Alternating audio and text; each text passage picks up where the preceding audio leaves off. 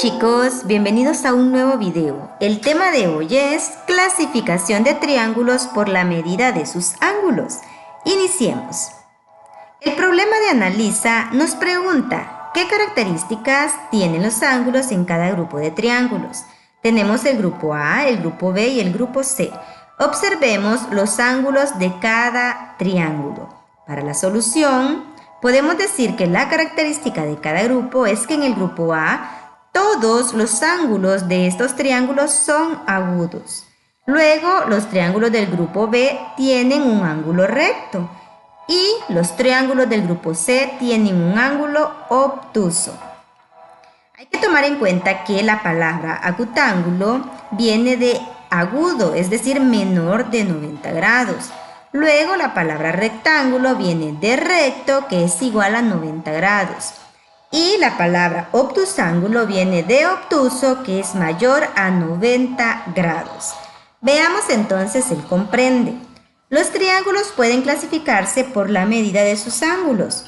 Si todos sus ángulos son agudos, se llama triángulo acutángulo. Si tiene un ángulo recto, es un triángulo rectángulo. Pero si tiene un ángulo obtuso, es un triángulo obtusángulo. También podemos clasificar los cuadriláteros de acuerdo al paralelismo de sus lados. Es decir, si los lados opuestos son paralelos, se llaman paralelogramos. Si tienen solamente un par de lados opuestos paralelos, se llama trapecio. Pero si no tienen lados opuestos paralelos, se llaman trapezoides. Realicemos el siguiente resuelve. Clasifica los siguientes triángulos en acutángulos, rectángulos u obtusángulos. Tenemos una serie de triángulos y vamos a analizarlos. El primer triángulo del literal A, observen que tiene un ángulo de 90 grados, es decir, un triángulo rectángulo. Luego el literal B tiene un ángulo que es mayor a 90 grados, por lo que se llama triángulo obtusángulo. El triángulo del literal C tiene todos sus ángulos agudos, por lo que es un triángulo acutángulo. El triángulo del literal D, observen que tiene todos sus ángulos agudos, por lo que es un triángulo acutángulo. Ahora bien, el literal E, este triángulo, observen que el ángulo es mayor de 90 grados, por lo que se llama triángulo obtusángulo. Y finalmente, el triángulo del literal F tiene un ángulo de 90 grados, observen acá, y se llama triángulo rectángulo. Bien, veamos otro ejemplo. El resuelve nos dice que clasifiquemos los siguientes cuadriláteros, ahora son cuadriláteros, tomando en cuenta el paralelismo de sus lados. Veamos entonces, aquí tenemos los siguientes cuadriláteros y como en el ejemplo anterior vamos a clasificarlos. Ahora tomando en cuenta si sus lados opuestos son paralelos o no.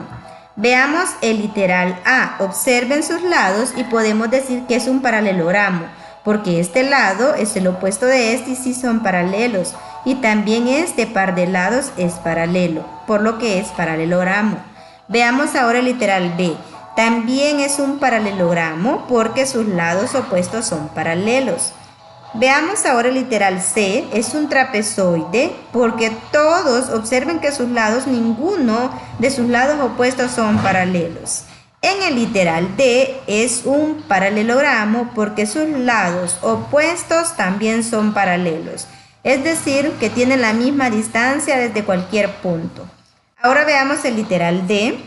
Es un trapecio porque estos dos lados son paralelos, pero estos dos no son paralelos. En el literal F podemos decir que es un trapecio porque estos dos lados son paralelos, pero estos dos no son paralelos. Veamos el literal G, es un paralelogramo porque sus dos pares de lados opuestos son paralelos. Y finalmente en el literal H podemos decir que es un trapezoide porque ningún par de lados es paralelo. Esto es como vamos a clasificar los cuadriláteros de acuerdo al paralelismo de sus lados. Espero que hayan comprendido cuándo son paralelos y cuándo no lo son, porque tenemos que tomar en cuenta la distancia entre sus puntos, entre los puntos de cada lado.